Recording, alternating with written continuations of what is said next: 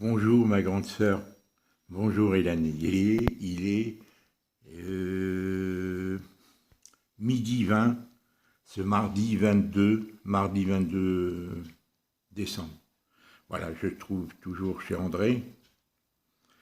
Voilà, et donc voilà, j'ai à te dire certaines choses vite pour télécharger, voilà, te transmettre certaines données. D'abord, je viens de téléphoner à Foncia. Depuis ce matin, je trie dans les détails le courrier. J'ai inscrit, tu vois, par exemple, toutes ces lettres. Ces lettres-là, je les marque. C'est des lettres qui avaient été trouvées dans la boîte à lettres et que j'ai ouvertes moi-même. Donc, pour voir s'il y a des choses urgentes ou moins urgentes. Ça, c'est celle que... Bon, enfin, je trie, voilà. Et j'ai découvert que la société Foncia Montpellier, qui est le gestionnaire de la copropriété, ils te réclamaient en deuxième rappel de l'argent, plus ou moins, mais je ne sais pas de quelle somme. Je viens de leur téléphoner, elle a été très aimable, Madame Bernabé. Elle a été très aimable, elle m'a dit donc, la conjoncture, monsieur, dans laquelle vous traversez, prenez votre temps. Donc c'est le notaire qui va régler avec eux, on verra quand on va vérifier. Voilà, Hélène. D'autre part, Hélène, je m'excuse, je ne t'ai pas posé la question d'usage, comment tu vas, tout, mais bon, je sais qu'on est tous dans la difficulté actuellement sur le plan moral. Moi, j'ai des états d'âme parfois tristes, j'en chiale sans arrêt, et après, mais elle me manque, tu vois, voilà, André me manque, partir comme ça, c'est certain qu'on aurait aimé, bon, mais c'est autre chose, Hélène, on ne va pas parler. Alors, autrement, voilà, pour l'électricité, le compteur, je l'ai trouvé. J'ai rétabli le courant moi-même. Ça a été difficile dans la nuit, après avoir téléchargé Hélène, mes batteries, parce que je n'avais pas de batterie. Il y a un commerçant qui a été gentil, il m'a dit je n'éteins pas l'interrupteur qui était à l'extérieur de son restaurant pour éclairer les terrasses. Vous pourrez venir télécharger. Je suis resté jusqu'à 11h30, minuit, pour télécharger. Pas pour télécharger, pour charger ma batterie, mes deux batteries. Parce que sinon, de la maison, je n'avais pas d'électricité. Donc, et voilà qu'en rentrant, j'avais acheté une pile. Tu vois, j'avais acheté une lampe à éclairer et j'ai pu rétablir le courant moi-même après avoir retrouvé le compteur dont il m'avait indiqué le numéro. Et effectivement, il est en face des boîtes à lettres. Hein, d'ailleurs, je vais marquer André dessus, comme ça, bon. Mais bon, j'ai pu rétablir le courant. Donc, et grâce à ce courant, j'ai découvert aussi, je ne sais pas si tu vois à côté du linge là-bas, tu vois, un petit radiateur électrique. J'ai pu mettre un radiateur électrique. Maintenant, la chaudière ne fonctionne pas demain matin, puisqu'André a un contrat qu'elle venait de payer. Tu vois ça, ce contrat, avec Confort de France, qui est un contrat d'entretien de sa chaudière à gaz.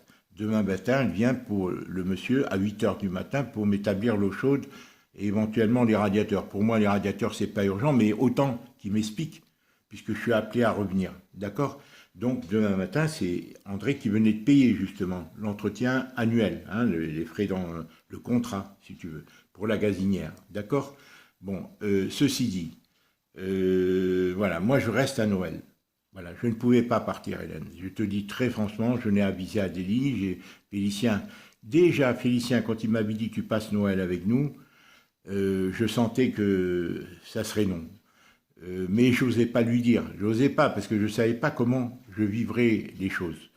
Adélie ensuite m'a envoyé une cassette, une vidéo avec ses enfants. C'était la première fois depuis des mois que je recevais une vidéo. Et donc, j'ai accepté de bon cœur, mais je savais que j'avais déjà quelque chose dans mon cœur qui disait que je ne pouvais pas revenir. Alors que l'anniversaire d'André, c'était le jour de Noël, je lui ai dit que je ne pouvais pas revenir. Mentalement, moralement, c'était impossible pour moi de revenir. Tu vois, c'est comme si que, tu vois, avoir son anniversaire le jour de Noël et tout, c'était impossible. Et j'avais besoin de vivre près d'elle, ma manière de partager sa vie, vivre ce qu'elle vit depuis des années. Tu vois, j'avais besoin. Et ça me fait un grand bien, à la fois très triste. Parfois, vraiment, je suis affligé, je vis selon tout ce que je pense à elle. Tu vois, tout se mélange dans mon esprit. Voilà, ce que je peux t'assurer, Hélène, c'est qu'André est une fille très courageuse. Moi, depuis 3 jours, je vis ici dans son appartement, bientôt, depuis samedi. Hélène, quand je vois toute la papasserie, tout ça, c'est une fille extrêmement courageuse. Il lui a fallu beaucoup de courage pour vivre seule dans ce monde comme elle a vécu. Tu sais que moi, je vis ça. Je vis aussi cette épreuve. Tu vois, Hélène, je vis aussi. Donc, on a des similitudes. Et moi, je comprends encore mieux sa solitude comme ça a dû être difficile. Je pense que dans les dernières années de sa vie, depuis 10 ans, il fallait qu'elle soit près de l'un d'entre nous. Voilà, ça aurait été possible. Je pense si Charles l'avait voulu, s'il avait été vigilant, moi-même je ne savais pas.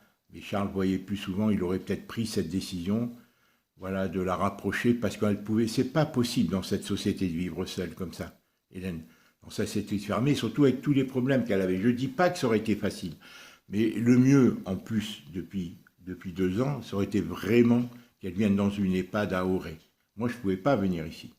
Et je me serais occupé d'elle. Mais ça, c'est le corps médical qui aurait dû insister.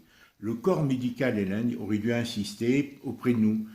Mais ne pas la laisser une semaine, 15 jours comme ça sans qu'ils viennent le rendre visiter. Ça, c'est une enquête à faire. Hein, ça, ils auront des comptes à nous rendre.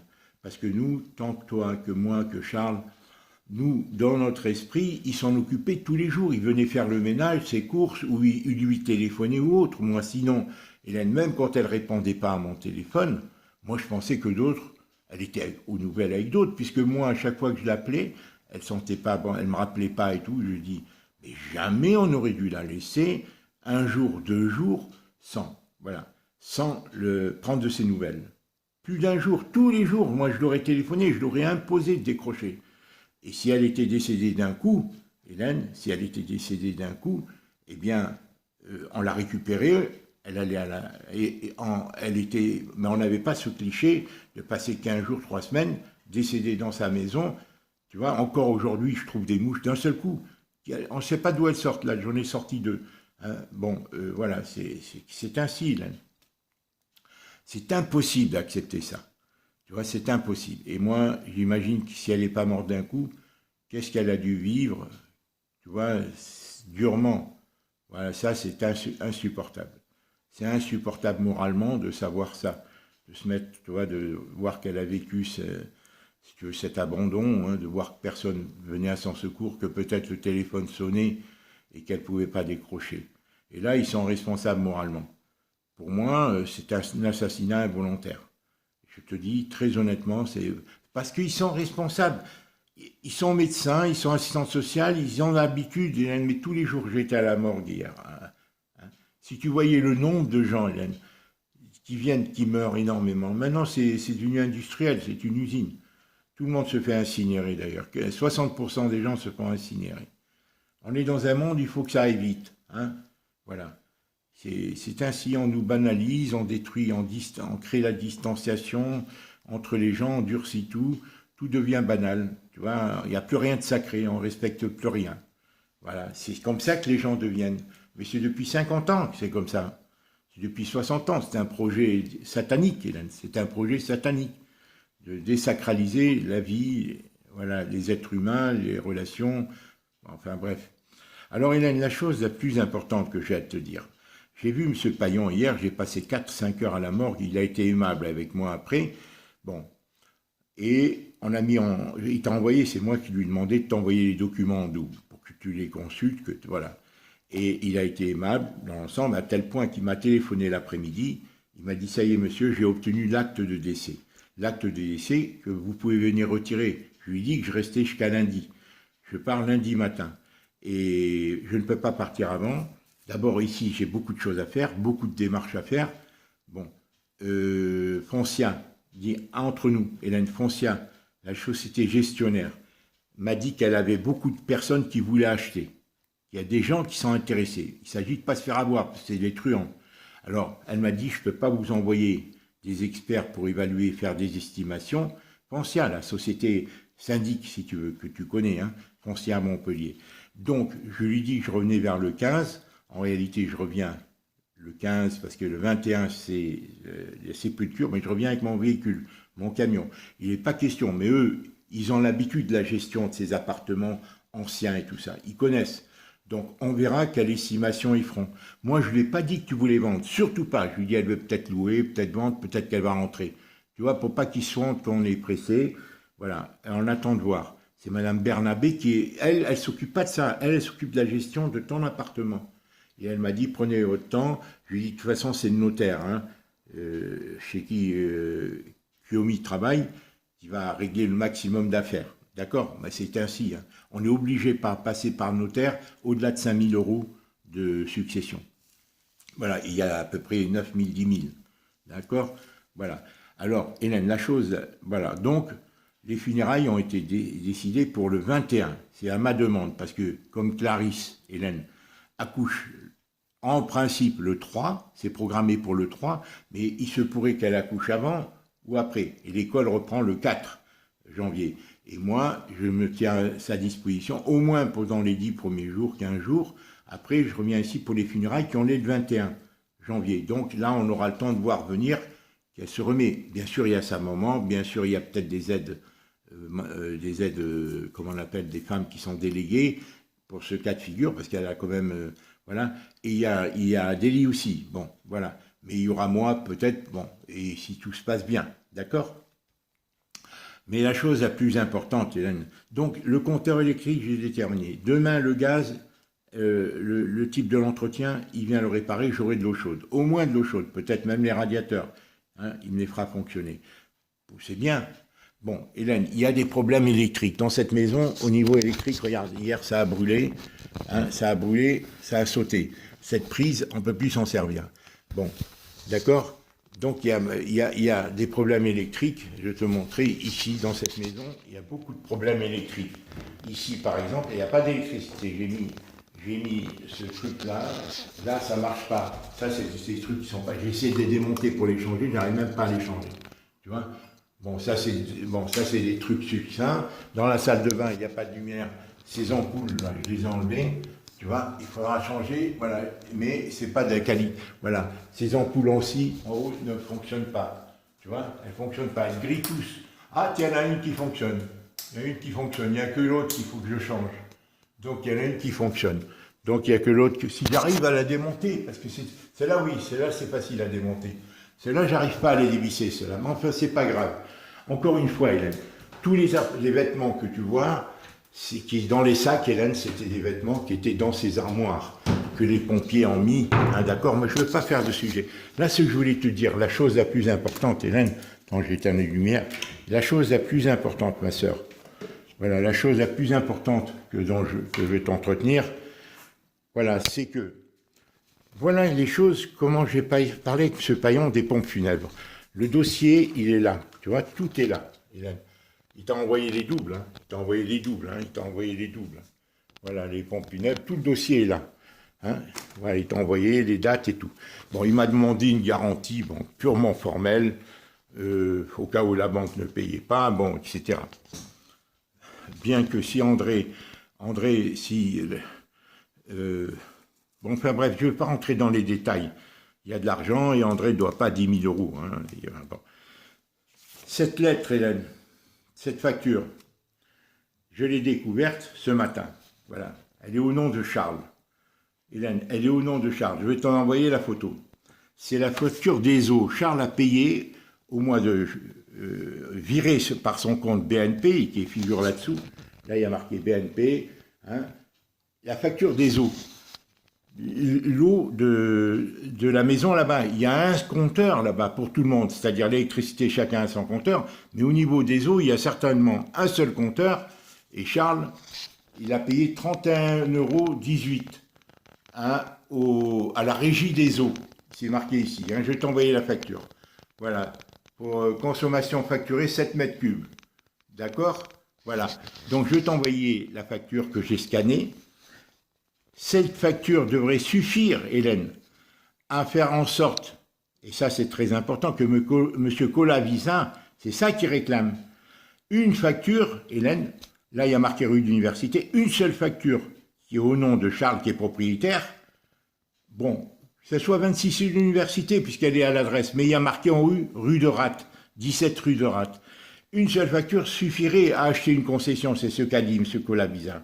Si Charles accepte, André serait directement mise dans cette concession.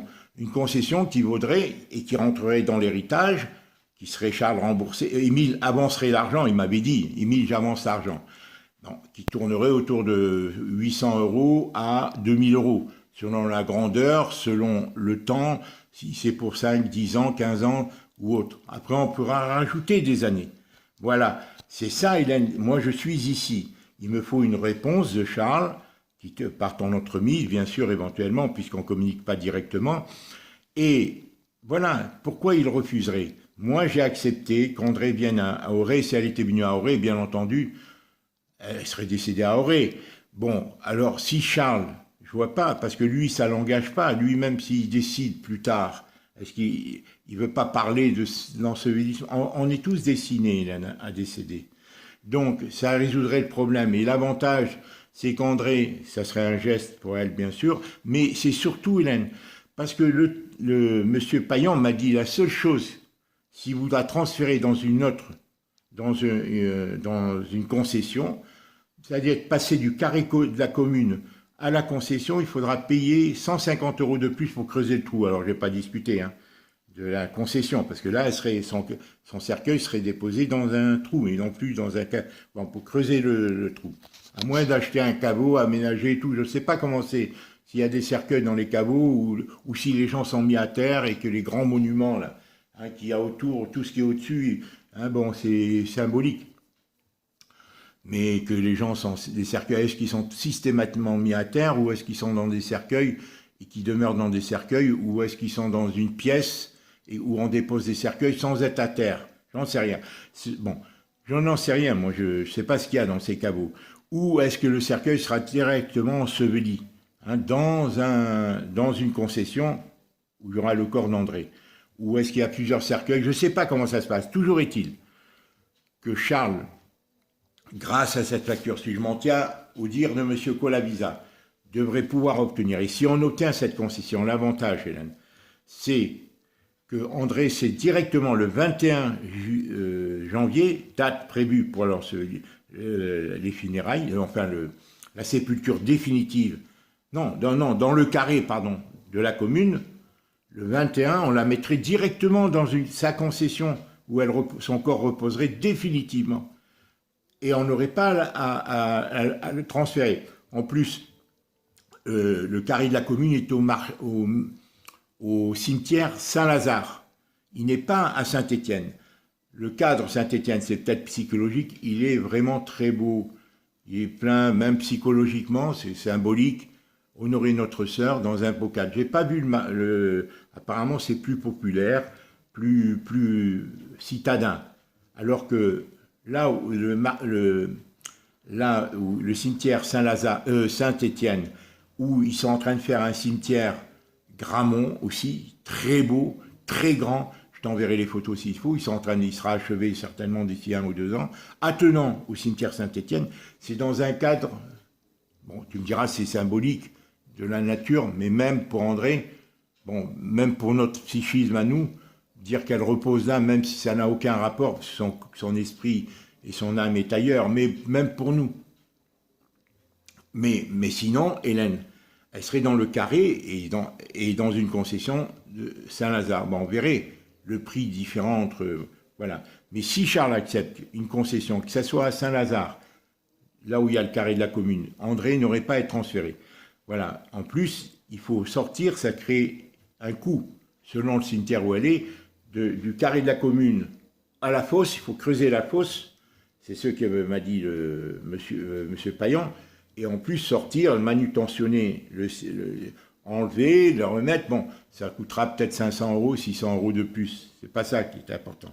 C'est le côté pour nous, si tu veux, de mettre André définitivement dans une concession. Voilà, c'est de lui rendre cet hommage au maximum même si c'est que symbolique, ça a une signification psychologique plus qu'autre chose. Hein, Hélène, ma grande. Voilà ce que je voulais te dire principalement. Voilà, ma grande sœur. Je t'embrasse bien fort. Je suis là, je te ferai d'autres vidéos, d'autres audios. Je te parle en vidéo car tu entends mieux. Apparemment, tu entends mieux les vidéos que mes audios qui sont un transfert de WhatsApp vers autre chose. Voilà. Je passe Noël ici, je vais essayer de passer au mieux en pensant à ma sœur André, aller dans les lieux qu'elle a fréquentés, et ça a une grande importance pour moi, de partager sa vie, d'être ici, partager la vie qu'elle a eue pendant 40 ans. Je peux t'assurer que tu l'as contribué grandement. André, il y avait un problème de solitude. Mais elle a vécu certainement des moments très heureux depuis 40 ans, hein, parce que le cadre s'y prêtait, elle avait un esprit jeune. Mais après, son corps s'est affaissé, elle était seule, trop seule. Hélène, mais ce que tu as fait pour elle, je te dis, bon, c'est extraordinaire, Hélène. C'est extraordinaire et je pense qu'elle n'a pas eu une vie malheureuse, malgré tout. Mais elle avait un problème de solitude que moi je vis présentement, mais tout le monde a des problèmes de solitude. Voilà, hein, tel que tu as fait les choses. Voilà, j'ai mis ta photo là que j'avais amenée. Hein, je l'avais amenée avec sa photo là, tu vois, au-dessus derrière. Voilà. Voilà, et là c'est des dossiers à traiter, Hélène. Voilà. Ce que je voulais te dire, Hélène, ne te fie pas au devis de la propaction. Ne te fie pas à ce devis, Hélène. Hein, tel que la maison a été dérangée et tout. Je suis sûr qu'André ne vivait pas dans un tel désordre. Tel que je vois les papiers rangés, prendre soin, acheter un agenda 2021, tout inscrire sur des petits mémos, là, tu vois, et tout, je ne pense pas qu'André vivait. Ça a été une mise en scène pour prendre des photos et nous faire peur. Et s'il te plaît, envoie-moi la photo où André était tombé pour voir, bon... voilà, je t'embrasse Hélène, voilà, c'est la proposition que je voulais te dire, voilà, hein, à propos de Charles, qui réfléchissent, moi comme ça je vais voir M. Cola-Visage si j'ai la réponse, sans tarder, et je lui soumettrai cette facture, voilà, une concession, hein, puisqu'il y a la facture des eaux, voilà, qu'allais-je te dire? Et Cola-Visa est là-bas, hein, Hélène, j'y étais hein, hier. Hein, il est collé à Gramont, aux pompes funèbres de Gramont. Le service administratif des cimetières de Montpellier est là-bas à Gramont. Et M. Colavisa est dans ce bureau, mais je n'ai pas voulu le voir hier. Hein, j'ai dit c'est trop précipité, je n'avais pas. Mais maintenant que je vois cette facture, Hélène, j'irai le voir. Je t'embrasse Hélène, je te souhaite un joyeux Noël, je t'en ferai une autre bien sûr vidéo. Là je vais continuer à trier, je vais m'habiller, demain elle vient mettre l'eau chaude, j'espère que j'aurai de l'eau chaude demain. Voilà, j'ai prévenu Adélie que je ne viendrai pas, elle me dit, elle comprend bien, que je ne viendrai pas à Noël là-bas. Voilà, et ça ne me dispense pas, elle m'a dit n'offre rien, je lui ai dit j'ai pas de moyens pour offrir quoi que ce soit. Elle m'a dit trouve-leur un Pulse, voilà, ça fera plaisir déjà. Alors si je trouve un Pulse original, pour chaque famille j'offrirai un Pulse. C'est une très bonne idée. 3 Pulse, un pour la famille d'Héloïse, un pour la famille de Clarisse et un pour la famille d'Adélie. En leur souhaitant un joyeux Noël. Ouais, mais ils ne le recevront pas à Noël, hein, parce que j'ai pas le temps. Je t'embrasse Hélène, pense à la concession, c'est très important. Je vois pas en quoi ça pourrait déranger Charles. Je vois pas l'inconvénient. Parce que voilà, on va pas laisser André dans un carré et pour qu'il la mette dans l'ossuaire dans 5 ans. C'est l'occasion de la mettre directement dans une concession. Voilà, maintenant, s'il ne veut pas, c'est pas mon problème. Moi, je vois une facture, je lui propose. J'aurais accepté pour moi. Voilà. Je t'embrasse, Hélène. Et n'oublie pas les estimations de la foncière qui vont faire la société qui est gestionnaire de ton immeuble. À mon retour, ils vont le faire. Et là, je verrai. Et l'électricité qui vont à revoir là, mais ça, je vais peut-être le réparer. Hein, qui ne marche pas, puisque toutes les ampoules grillent. C'est l'humidité. Il y a beaucoup d'humidité, Hélène. Et quand ce n'est pas de la qualité, ben, tout grille. Voilà. Mais tant que ça ne brûle pas, la maison. Je t'embrasse, Hélène. Je te souhaiterais un joyeux Noël avant. Hein, le jour du réveillon, je mettrai la musique de Noël. C'est une drôle d'ambiance qu'il y a à Montpellier. Couvre-feu à 20h, mais les jeunes, ils sortent. Alors, bon, ils sont tolérants, les flics, ils laissent faire. Mais tout le monde rentre chez soi. Mais ça, c'est une manipulation satanique, diabolique, Hélène. Je t'embrasse, Hélène. Tout ça, c'est créer de la distanciation entre les gens. Ça rentre dans un plan. Porte-toi au mieux possible, ma grande sœur.